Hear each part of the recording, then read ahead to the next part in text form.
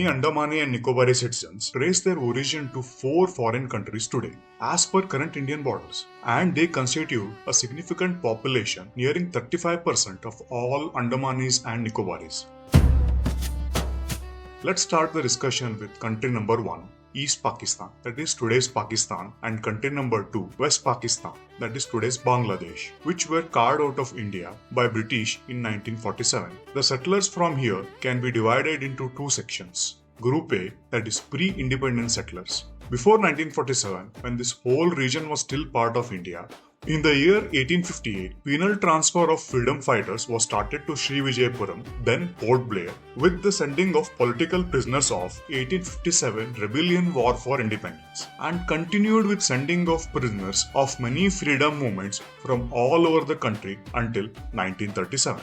Along with freedom fighters from rest of India, Punjabis and Bengalis of erstwhile undivided India and today's Pakistan and Bangladesh were sent to toil and provide hard labor in penal settlements of Andaman and Nicobar.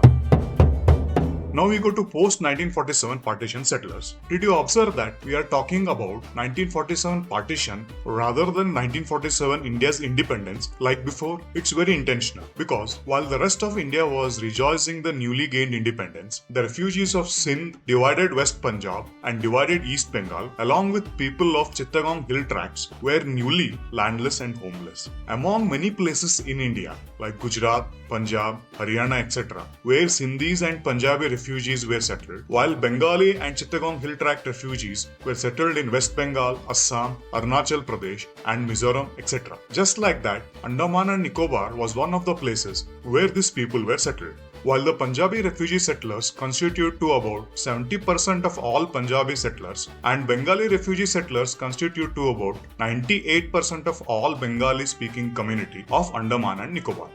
Many people might think, what is so unique in Andaman and Nicobar in comparison to the states we discussed right now? You are right in thinking so, but not right enough. As in most of the above mentioned states, the people settled were either from today's Pakistan or Bangladesh, not both in the same region. And also wait until you see 2 more neighboring countries from where people were settled all in one single region of Andaman and Nicobar. You will be astounded at the least. While most of the people know about 1947 partition, majority of the people don't know about 1937 partition of India, in which British carved out Myanmar from India. So now we talk about Myanmari settlers of Andaman and Nicobar. They can be classified into 2 groups. First is the Karens, who settled in Andaman and Nicobar between 1920s and 1930s as forest workers for timber extraction. And second group constitutes all other Myanmaris who came between 1920s and 1930s and also post-independence from 1950s to 1960s. So people from the regions of Myanmar today come to Andaman and Nicobar both when it was still part of India, then it was just a simple internal migration. And also fewer group of people came even after the region was separated to form a new country.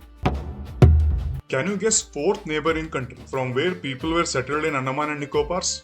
Is the country to India's north or to its west or to the east like countries which are very close to Andaman and Nicobar like the countries of Thailand, Malaysia, Indonesia? No, it is none of these countries. It is rather Sri Lanka. And no, the British never made it part of British India, so they didn't have to separate it also.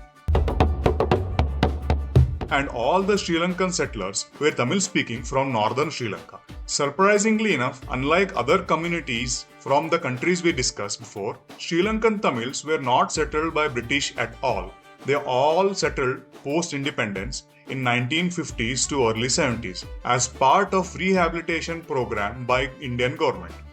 By now, you might have guessed the recurring trend that somehow British had something to do with this problem too, and India had to resolve it. Well, it doesn't require a genius to guess that the Sri Lankan Tamil Rehabilitation Program was part of India's efforts to resolve the problems left over by the British. The British had settled Tamils as farmers and plantation workers in and around Jaffna, most of them now deemed stateless by the independent Sri Lankan government. Today, the Tamils from Sri Lanka have totally assimilated into rest of Bharatiya Tamil settlers of Andaman and Nicobar. There is no differentiating one group from the other.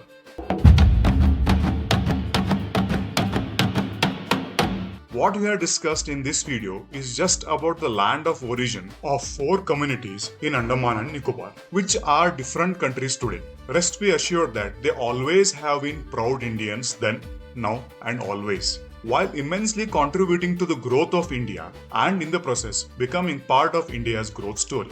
Thank you. If you like to get such fresh perspective, like, follow, share and subscribe the channel.